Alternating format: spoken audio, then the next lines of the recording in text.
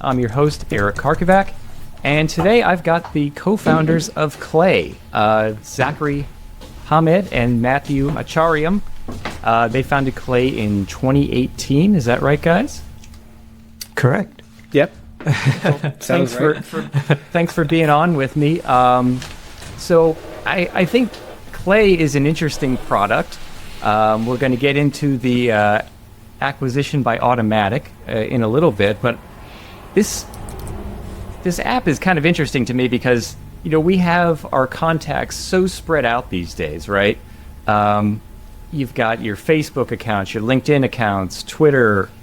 Our stuff is spread out all over the place, and I was doing a little bit of research, and I honestly had not heard of Clay before this past week, but it is a really cool app. I really am interested to hear a little bit more about it. So why don't you tell us a little bit about how it started and who it's for? Yeah, absolutely. Thank you, Eric, for having us.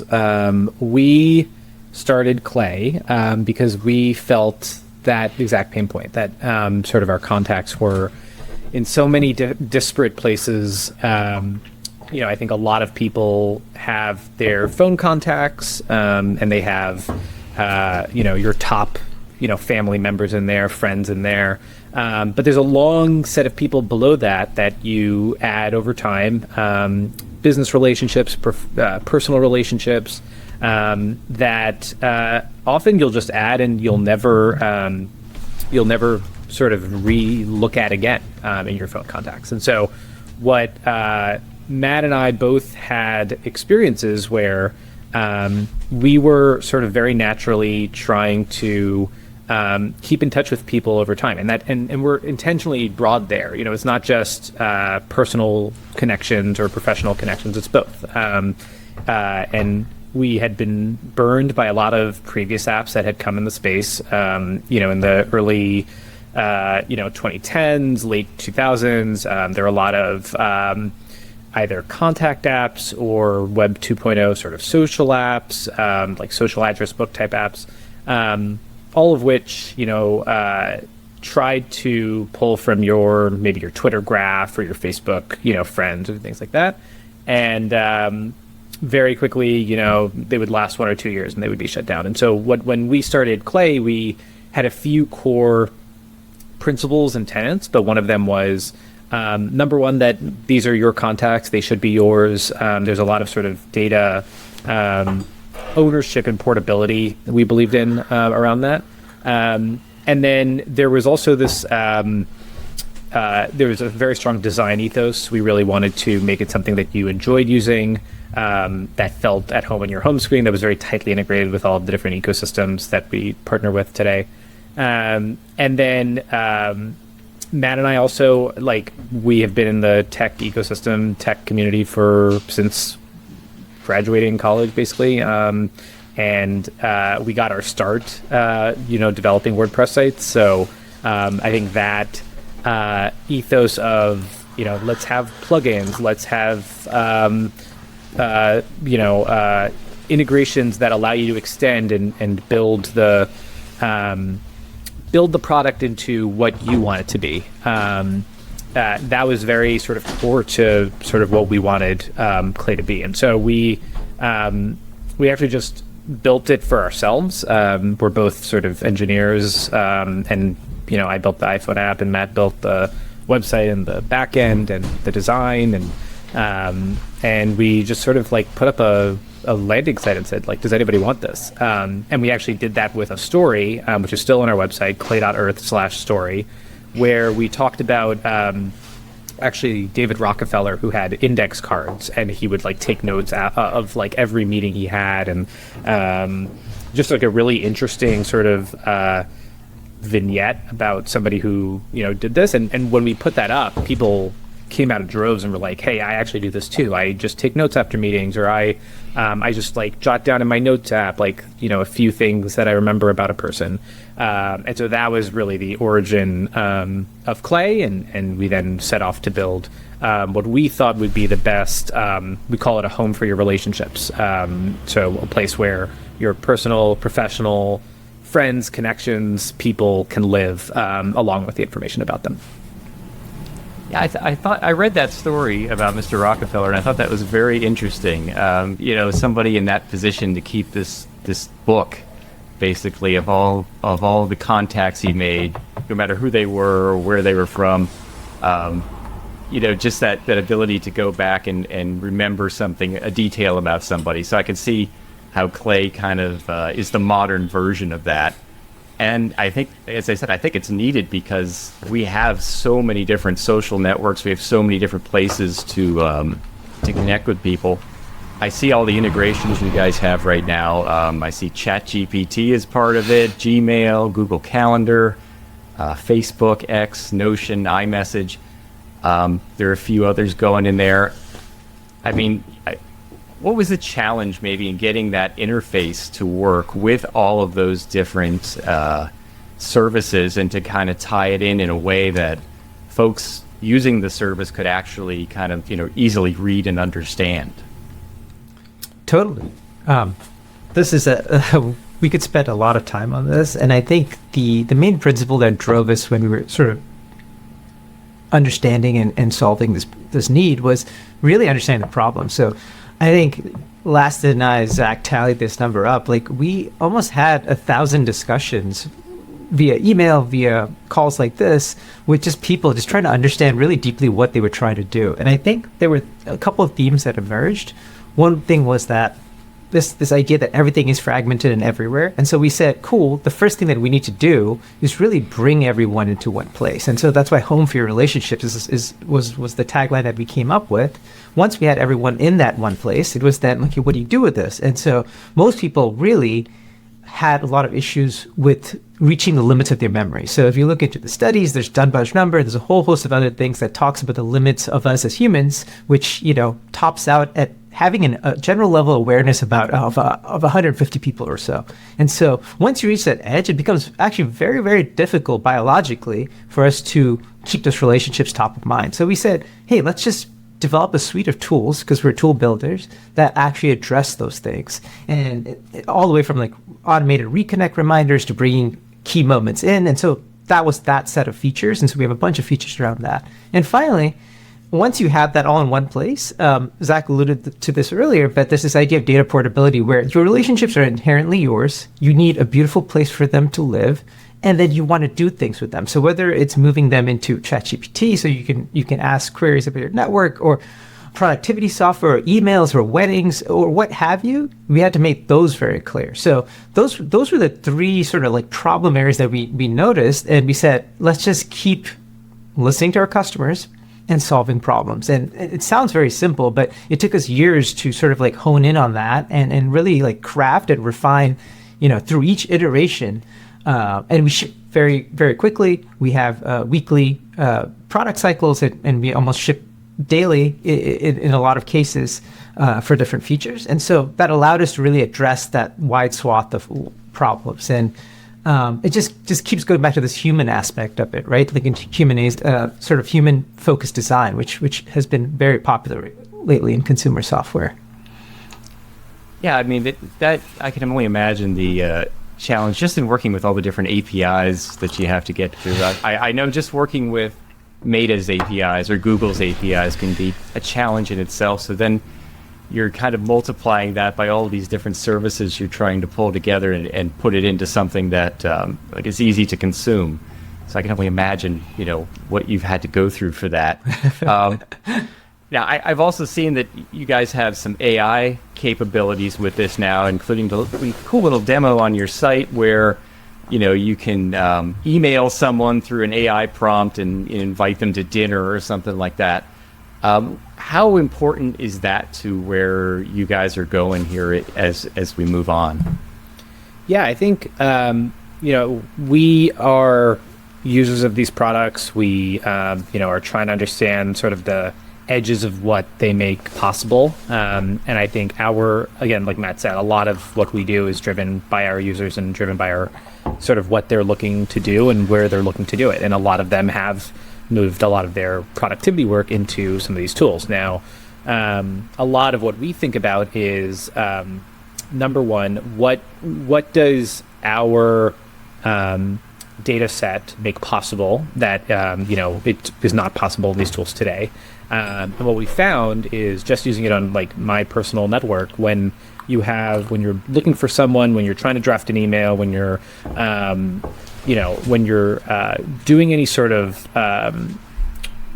not only writing work but also productivity work, it's incredibly helpful either via the ChatGPT integration we have or via like MCP tools, which we also open sourced, to be able to bring in knowledge of your contacts. And we have that video, like you mentioned.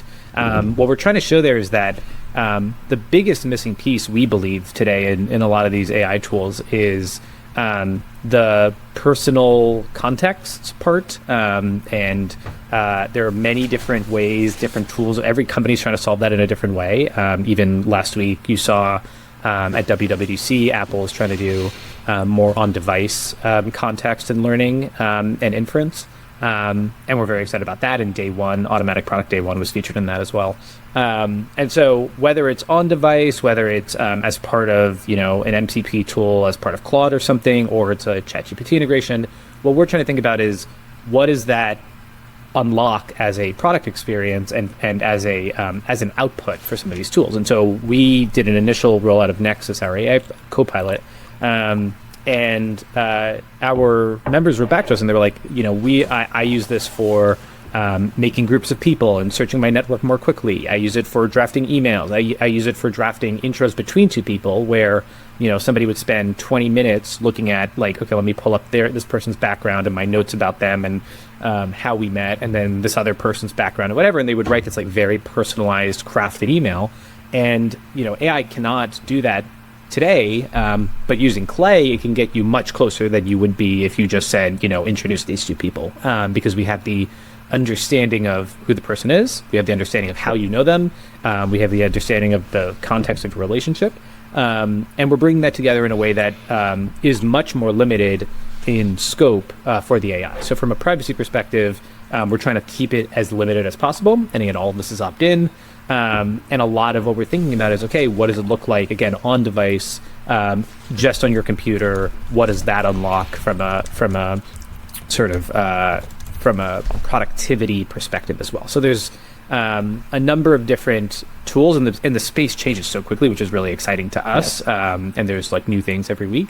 But a lot of it has been driven by our members coming to us and saying, okay, I'm using these 5 different tools. Like, what can I do with this? And how do I integrate data from other systems into Clay? And then how do I get data from Clay that I want in these other systems? And so we work with them to make that possible. Yeah, it just seems like a very natural extension to where we're at now. We're all scattered in our existence online, and now we can bring everything together, and we can now use an AI tool to kind of take that to the next step, to where, as you said, you're looking at relationships, the context of how you know someone. I thought it was interesting. Even you had, you last saw this person like 6 months ago, and maybe it's time to reconnect, that kind of thing, which I found fascinating. But the next step in this, of course, is your acquisition by Automattic. I was wondering, how did that come about? I mean, is that something you guys have been looking for a long time, as far as being acquired, or did this sort of happen out of the blue? Totally. So the story is actually pretty interesting and pretty compelling. So I think one of the things that opened us up to this was actually by nature of building the product. So I mentioned earlier, the first stage was sort of bringing your relationships in and then learning how to care for them. And then that third step was sort of like getting them out into the tools that you want, into the ecosystems that you want. And a little over a year ago, and we'd known, obviously, of Matt, and we've been huge WordPress fans. I think Zach and I both shared the story that we both uniquely, at the ages of like 13 and 15, had put out WordPress blogs, and that'd been our first foray. Zach's a PHP developer. I learned PHP, not as good as him, but I dabbled with it as well. And so I think it turned out to be a very poignant arc where we had the chance last year to integrate with Gravatar, which we believe is like, one of the biggest identity platforms on the internet, and sort of has done it really well. And that integration went really well. We got to know Matt. We got to understand what he's building towards. And I think the thing that we uniquely bonded on was we as a company are uniquely mission driven. Like we always felt like this idea of like trying to improve or expand conscientiousness. And that was always our North Star. And the thing that we realized after working with Automattic and Matt was there was this idea that open source was one of the most powerful sort of forces in our lifetime. And we had always felt that, and we had always benefited that as developers, as folks working in the ecosystem.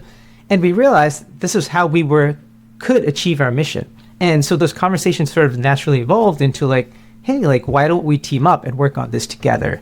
And it felt super natural. We were doing really well, and we felt like this could accelerate our mission. And so not only that, as we got deeper into these conversations, we realized that the culture was very similar. We were building towards sort of this user-centric, very users, like we respect our users.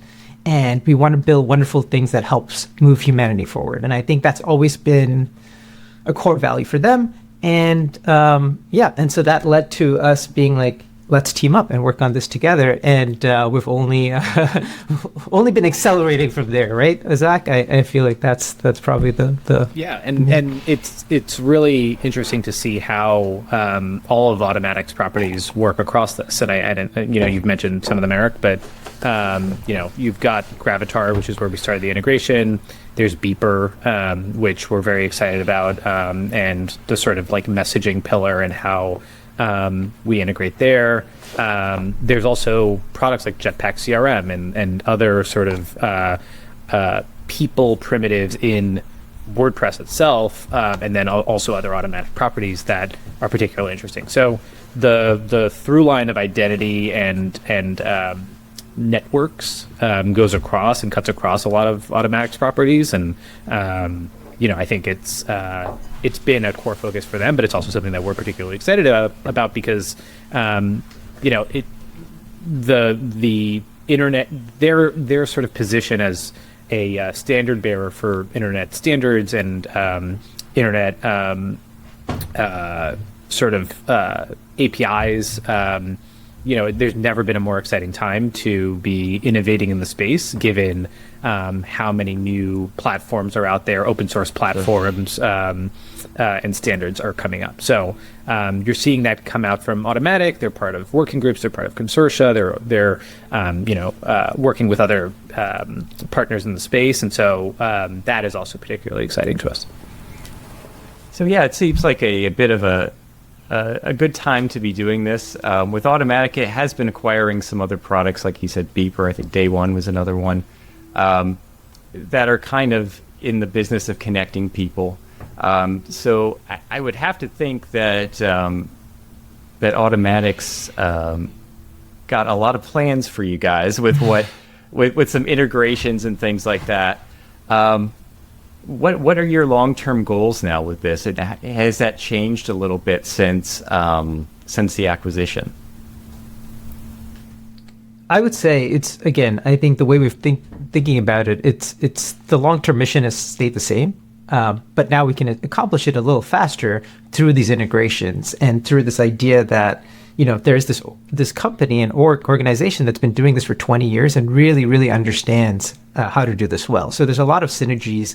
I think Matt talks about this model where we all learn from each other. So we're very excited to partner up with the Beeper team and work very closely with them, and then the Gravatar team, and then a whole host of any Automattic product which carries and works with identity is a potential entry point for us. And so we've identified the two that feel the most natural as the first fit. But moving forward, you can see this idea that like identity becoming, and Matt talks a little bit about this in his announcement post, where it really is a primitive, just like anything else on the internet. And so the right person to do it, or the right company to do it, is Automattic. And so we feel uniquely empowered by that. And I think the thing that we've always had in the back of our heads was we're very, very dogmatic about this mission.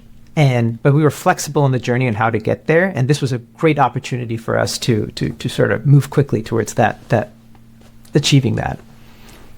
Yeah, I would think that the experience that they have in connecting people and getting apps out there into the public, that has to be a great benefit for you guys. Totally, yeah, and that's exactly the more we explore it, the more we realize like, wow, like this is really beneficial or mutually so, and I think that's rare. And that's why we keep like reiterating that, like to find such a natural fit over time with someone from culturally, from a values perspective is incredibly rare, and we want to honor that and work towards making our vision a reality.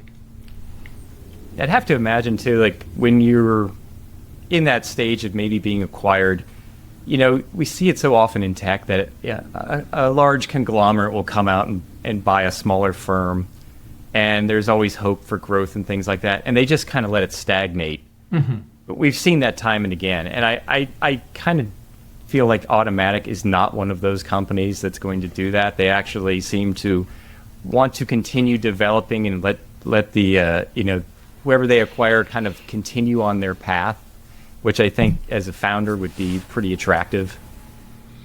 Yeah, exactly. Yeah, I think, and we tried to sort of understand. We've seen it ourselves as users of all of these products. I was a user of Day One for 5 or 10 years probably, or at least I've had it on my phone for that long.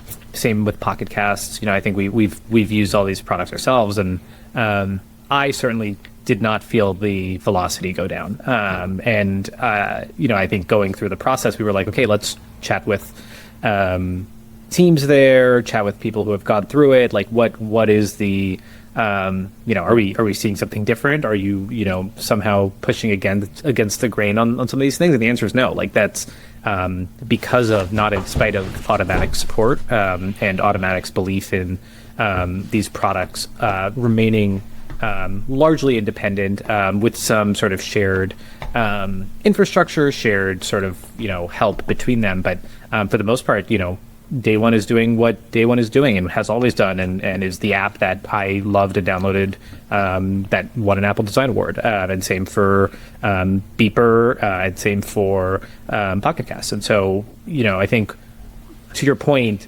and again, when we started Clay, a lot of what we were pushing it back against is these apps that were sort of more transient and did not have that same long-term focus.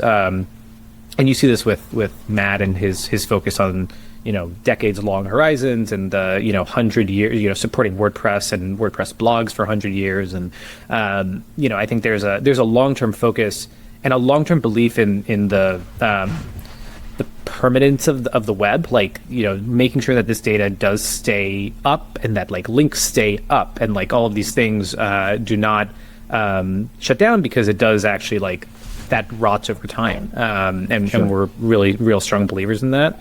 And all these apps I think hold that to the same standard. Day One has all of your most valuable memories. Beeper has all of your most valuable conversations. Like, you do not want those things to disappear tomorrow. And so when you're building an app like that, and we feel this similarly, it's a real responsibility to your users, to your members, to hold that to account, to be very clear and communicative about what is happening with that data, and whether it's privacy, security, even just like platforms change over time. Like, you can't do a big migration without making sure that all the data comes along with it. And so that is that undergirds a lot of what I think every Automattic property does.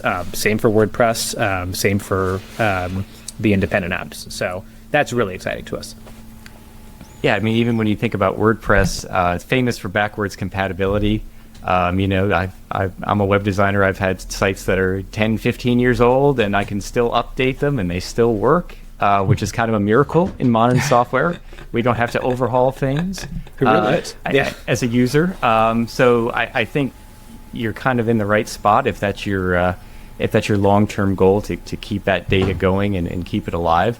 And it seems like a situation for you where you're just allowed to be yourself, kind of, and do your thing. I noticed you guys are staying on. It seems like the staffing is staying the same, which I think is always good news when something like this happens. Yep, exactly. Both, and that's what we're also very excited about. So our entire team is forging ahead, and it's largely business as usual, which is very, very nice to hear, both for ourselves and also for the team, for our customers who, they didn't want anything to change, and largely nothing will change. If anything, everything gets better. Every part of the product will get better. Our velocity, our ability to do new integrations and things will get better. Well, that sounds great. So I congratulate you guys on the acquisition. But before we go, I do have to ask one question, because this is a WordPress podcast. What kind of WordPress integrations are we going to see? And will we see them next week, or will it be a little bit longer than that?